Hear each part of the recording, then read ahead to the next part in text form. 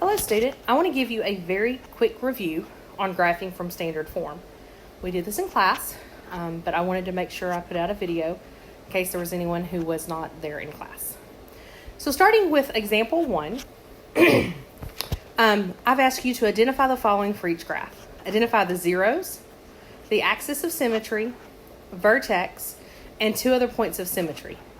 Then sketch the graph of the function. Show all work. Zeros are also called the x-intercepts, or sometimes you hear them called the base. Okay, and so in order to find the zeros of the graph, you first have to solve for x. Okay, and so we know a couple of ways we can do this. We could do it by completing the square. We could do it by factoring if something's factorable. We could do it by a quadratic formula. Here, if I try to factor this, I want to run into a problem. And that the factors of 5 are only 1 times 5, but I need a positive 5. So I either have to do negative, negative,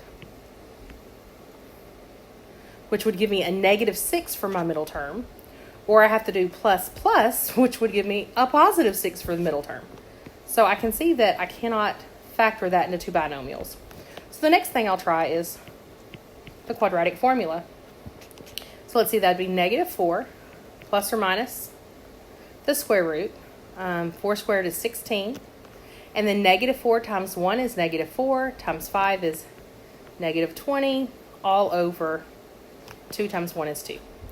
Well, I can see right off the bat, if I do this operation, I get a negative 4.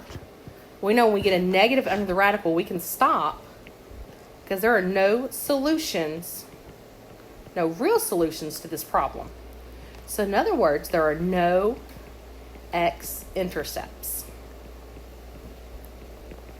I'm going to circle or box that because that's one of my answers. This will not intercept the x-axis at all. All right, so then let's go to axis of symmetry. To find my axis of symmetry, remember it's x equals negative b divided by 2a. So here that would be negative 4 divided by 2. And so my axis of symmetry is that x equals negative 2. I'm going to box that because that's one of my solutions, one of my answers here. Okay.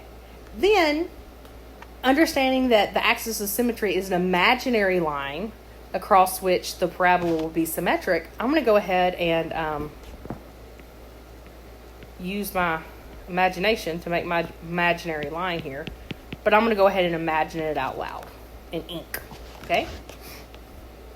And then to find my vertex, I use the original equation, but anywhere I see an x, I put in a negative 2. And so let's see. Negative 2 squared is 4. 4 times negative 2 would be negative 8 plus 5. And then I like to do it this way. 4 plus 5 is 9. And 9 minus 8 would be 1. So my vertex is at negative 2, comma 1. I'm going to box that because that's one of my solutions. So I'm going to go to negative 2, comma 1. And I'm going to put a point on my graph. Now, at this point, because I didn't have any x-intercepts, I only have 1 point on my graph. And I definitely cannot sketch the graph of the function with only 1 point. So the next thing I want to look at is to see if I can find my y-intercept. The y-intercept is where it would intercept the y-axis here.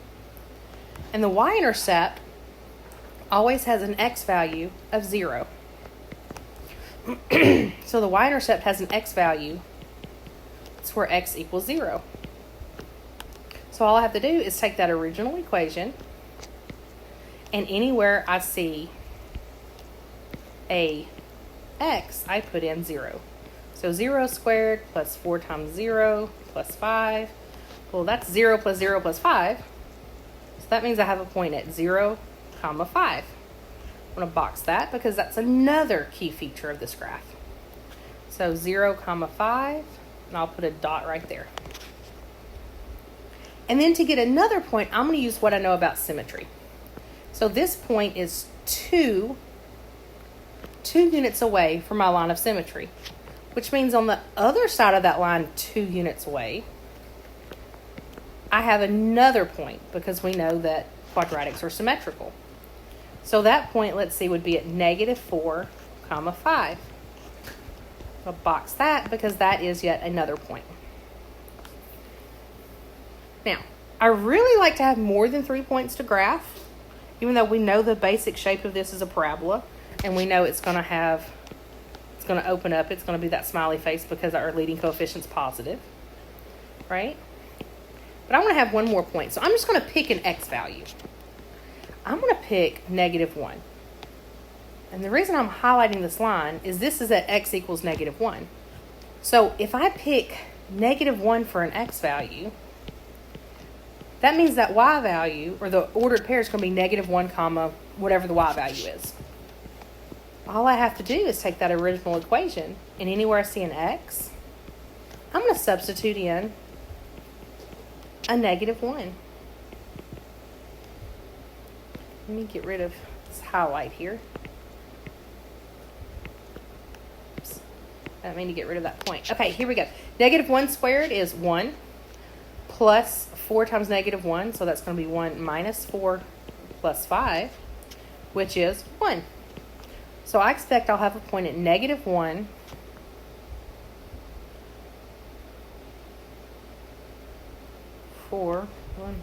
oh, sorry. Simple math, the math teacher's struggling with. 1 minus 4 is -3, and -3 plus 5 is 2. So guys, what I did is I saw the value that I expected to get,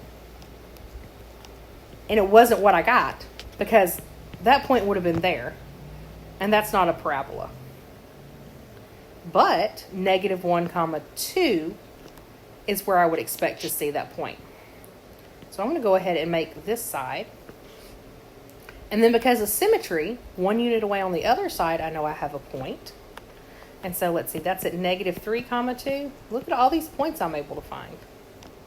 I'll box that. That means, whoops. It's supposed to be a U shape, but for whatever reason, oftentimes my parabolas look more like a V. Something kind of like that. So that was the first example we did today. I'll do another example in another video.